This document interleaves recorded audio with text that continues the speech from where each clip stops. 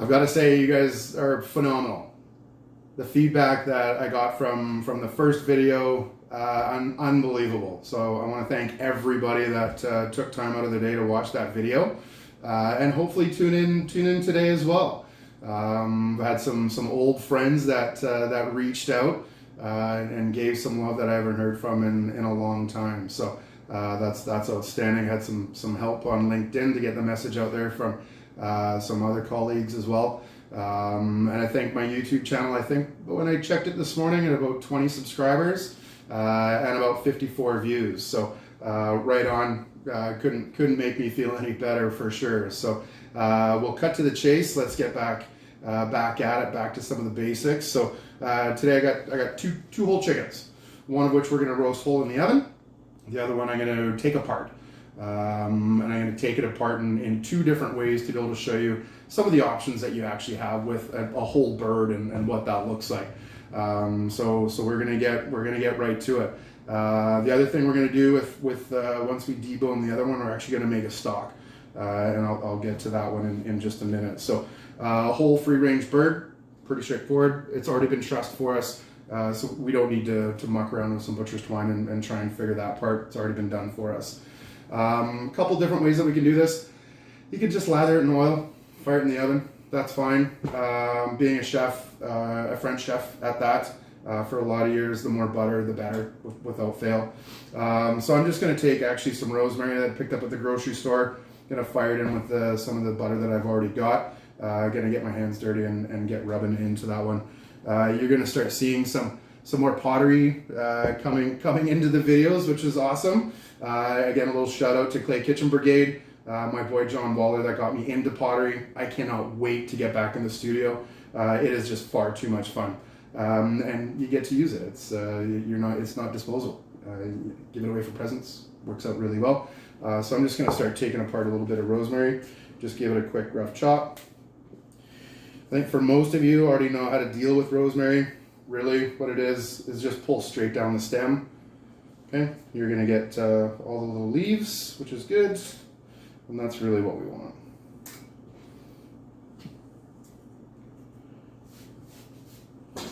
Okay, trusty knife, just a quick rough chop.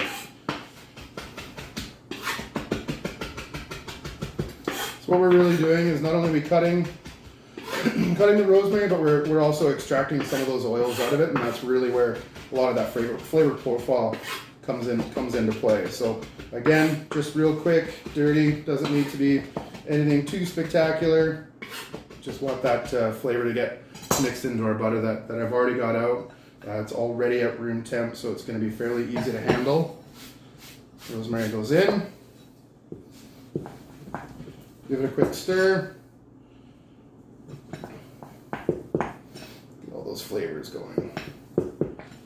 You can put garlic in here, you can put onions in here, onion powder, garlic powder, whatever you want. For me, it's just pretty straightforward stuff. Don't want to get too involved with what the flavorings that we're putting into it, because what I'm going to do with it later, that's where I'll add in a bunch more flavor for sure. So if you're not comfortable getting your hands super dirty, then don't use a spoon, do something different. I like to get my hands involved, which is always great. I'm just going to start rubbing down the chicken. I'm going to get up underneath the skin into the cavity and really get that butter built into some of that flavor.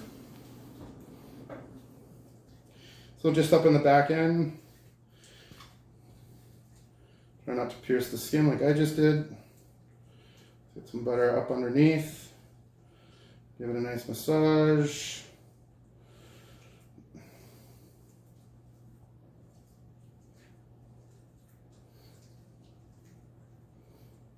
Okay, just keep working it. It will open up a bit for you. Get into some of those legs.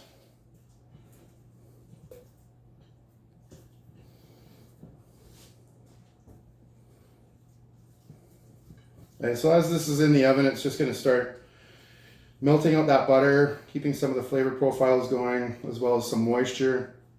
Typically, I don't roast chickens whole, but just for the simple fact that it's easy to do at home. Really it takes a couple minutes of prep and roughly an hour in the oven. Over my years of cooking, glasses are falling down. People always ask me how long does it take to cook something, and I say, well, it's done when it's done. Well, how do you know when it's done? You just know. Being in the kitchen for so many years, you just get a kind of a sixth sense as to what that looks like. So for the ones that aren't chefs that are watching this, that are actually going to do something with this information, we're about an hour and 10 minutes in the oven. Okay, I actually had to look it up online to actually know, because I usually just throw it in and then it's done when it's done. So like I said, about an hour and 5 minutes. I do have a trusty thermometer, which I typically don't use, but I'll run you through what that looks like as well. So there we go. I've made an absolute disaster of our whole chicken here, which is exactly what we want. Nicely coated in butter. Okay, it's got all the stuff on there. It's gonna be beautiful. It's gonna be great. Okay, so I'm just gonna fire that onto a roasting pan. It's gonna go into the oven. I've preheated my oven to 450 degrees. I'm gonna set a timer for 20 minutes, and then I'm gonna decrease the temperature down to 350, which is always that standard time. And then I'm gonna finish that off for about another 40-45 minutes. I wanna get to an internal temperature at the end at about 165. But what I'm going to do is I'm going to pull it out at about 158 to 160, and then I'm going to let the carryover heat finish the cooking process. I also don't want to get too far down some of those temperatures, because I'm going to be reconstituting all of the meat anyway. I'm not just going to eat it fresh right out of the oven. I'm going to eat the skin, absolutely. It goes back onto the COVID-20, which I was at the doctor's office this week, and it's official. It's a COVID-20, but whatever, doesn't really matter. We'll get back at it. So there we go. That's what we're gonna do. I'm gonna throw this in the oven and be right back. Okay, so chicken's in. Some of you are gonna be asking why 425 for 20 minutes and then drop the heat? Why don't just keep it at 350? Well, what we want to do is anytime we're putting, typically even roasts, prime rib, whole birds of any kind, really, what we want to do is we want to inject a ton of heat and get that caramelization process going on the outside. So giving it that extra punch of heat certainly makes that process start quicker. So if you just put it in at 350, you're not really going to get that crispy skin and that caramelization process moving forward. That's where we get some really depth with flavor. And that's where the goodness comes from. So really what we're doing is we're taking the natural sugars that are in that product and just bringing it to the forefront and caramelizing it, and that's where we get the crispy skin, and which is always so fantastic. And to be honest with you, chicken skin, when I'm doing whole birds, doesn't last very long. I think I already said that. So away we go. So we've got another bird. Like I said, we're going to be doing some butchery. I am going to try and flip between my GoPro and my phone. I'm solo today with filming, so you're just going to have to bear with me. It might not work out, but we'll do our best and go from there. So like I said at the beginning, we're going to be doing half of the bird is going to be kind of butchered one way, half the bird is going to be done another way. So here we go. So where I'm going to start on this one is I'm actually just going to go down the leg. You'll see a seam just in here. Follow that seam, and we can start taking apart. We want to make sure that we've got enough skin on the breasts so we can use that breast for presentation with the skin on it and make it look really nice. So just give it a little push down in between the leg and the breast. Just give it a quick slice. You can see that it's opened up. Okay, the best part, without mucking around too much with your knife, really just turn it onto its side, bend it over, and you hear that crack. So you're actually just taking it right out of that joint. Take your knife, you can follow right along that bone, goes in between, and cut and bring it all the way through. Okay, so there we go. Leg, thigh, straightforward. Okay, the other one, we can take off our part of our wing if we wish. Okay, just bend it in half, crack it. There we go. Same thing with the wing tip. Break it and come all the way through. Okay, So there we have a wing and tip, leg and thigh. If you want to do the leg and thigh as is, if you want to do a confit, leave it as is. Maybe in one of the videos we'll do some duck confit. Certainly one of my favorites for sure. So I'm going to do a separation between the thigh and the leg itself, and you'll see again there's a white line. That's generally right where that knuckle is going to be. That's that joint. So we just want to pop that open. Okay, so we'll just go straight down, and it cuts right through. So you can see there, super easy, right? Drumsticks, awesome, good for whatever you want to do. Here's our thigh. We can play around with that in a minute. Okay, next we're going to do is the keel bone. We're going to separate this breast coming right off. So we're just going to follow the keel. Take off a little extra of that fat. Okay, so it's a bit of a V as it comes out, and we just want to follow on the one side just to expose and get that meat. We want to stay on the bone as best as we can and follow that breast all the way down. The less meat we leave on the bones, the better. Means we're eating more, eating better. Okay, maximizing our dollars. So just right along the side. What I like to do is just run my finger down, and I can see where I'm. Gives me an opportunity to see where I'm at. Okay. Next thing I'm going to start following that bone, just working the tip of my knife. Okay. Pretty straightforward. Just going to keep following down. Okay. And it just starts naturally separating itself off. Okay. Again, we're going to get back to yet another knuckle. And we can follow that all the way down. You can bend it in half. This one's already popped a little bit for me, making life significantly easier. Okay. There we go. Okay. Nice, beautiful chicken breast. Lots that we can do with it. We got the tenderloin stayed on there, which is good. So a couple things that we can do with this one. Maybe I'll do it on the next one. Let's just take off. We'll just take this right off. Okay, maybe leave a little bit more meat on there because we can. Okay, chicken wings, great, right? You're gonna get a couple per bird. Okay, and now we've got just a really nice, clean chicken breast. As you can see, all the skin's on there. Good for frying. You can put it in a pan, get that nice and crispy. Finish it off in the oven. Okay. So next, flip it around. So in the other half, I'm basically gonna take off half, the whole half in one piece. Okay.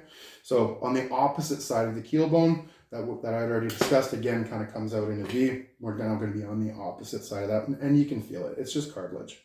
Okay. So we're going to run our knife just along the side of that one. Okay. On the back end, right here, this is where we're going to find the wishbone, and that's our guide to slide down. Okay.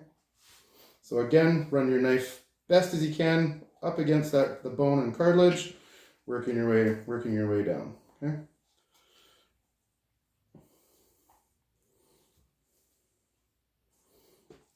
All the way along the side, best as we can. Next, we'll just pop that, put it on its side, run along the backbone there. Okay, the joints have already popped for us, which is fantastic, makes life easier. Okay, so there we go.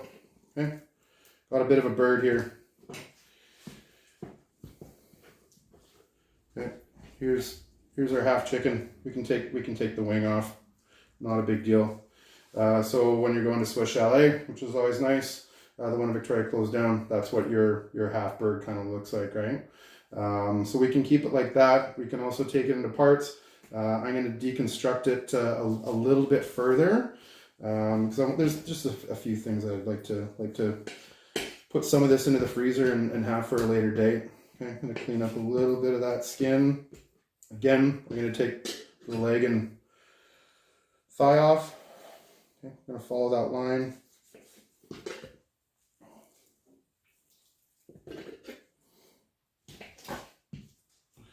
Okay, a couple thighs, a couple legs. This one I'm going to do something a little bit different. I am going to keep that wing and do what's called a chicken supreme. run you through what that looks like. Okay.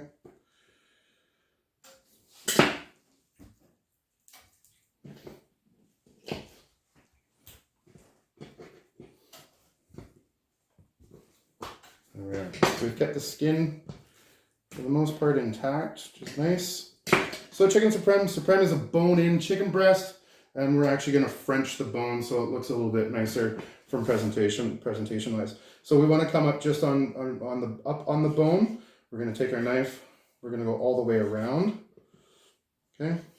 There's lots of tricks out there. Some people put twine on it or butcher's twine and rip off the skin, and that works as well. I typically kind of go all the way around the horn with my knife. I take the back end of my knife. I give it a quick scrape. Pulls off all that meat.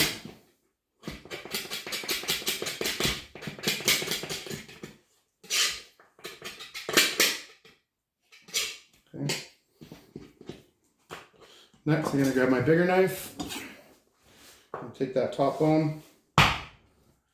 Clean that right off. Clean that up just a tad bit. Some of my chefs will make fun of me, which we do that to each other anyway. So, chicken supreme. There, looking nice. Okay. Put that into the line fridge and away we go for service. Okay, after just a quick little tidy up, we've got all of our pieces here, which look really nice. I've also done what we're going to start making our stock, right? That's what we're going to do with all the leftover bones. So there's a couple different ways that you can do this. One, just fire it in some cold water and turn on the heat without putting anything else in it. What we want to do, that's called blanching the bones. That's going to take a lot of the impurities and a bit of the residual fat that's going to be in there. That's going to raise the top, skim that off, and then you can add in your mirepoix, which is carrots, celery, and onion. Equal parts carrots and celery, and then 2 parts onion, just as a quick reference if anybody really cares. Grab whatever's in your fridge, throw it in the pot, color it done, right? I'm not going to grade you, nobody's going to grade you, and your family's not going to know the difference at all, okay?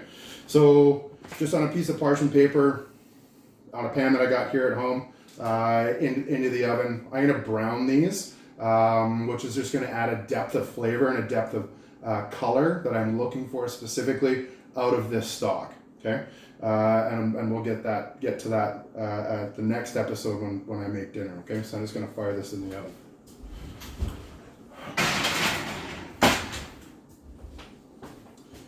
Okay, as discussed, told you about our mirepoix. I already did the Clay Kitchen shout out. Okay, John Waller, you're my man. Okay, so I'm just going to do what's called just a rough cut on this. So fairly good sized pieces. The chicken stock's going to be on between 4 and 6 hours. I'll probably go for 4.5 because should be enough for what I'm looking for. Okay, so celery, I just gave it a quick bath. Cut off the pieces that I'm not super stoked with, and again just a rough chop. Okay.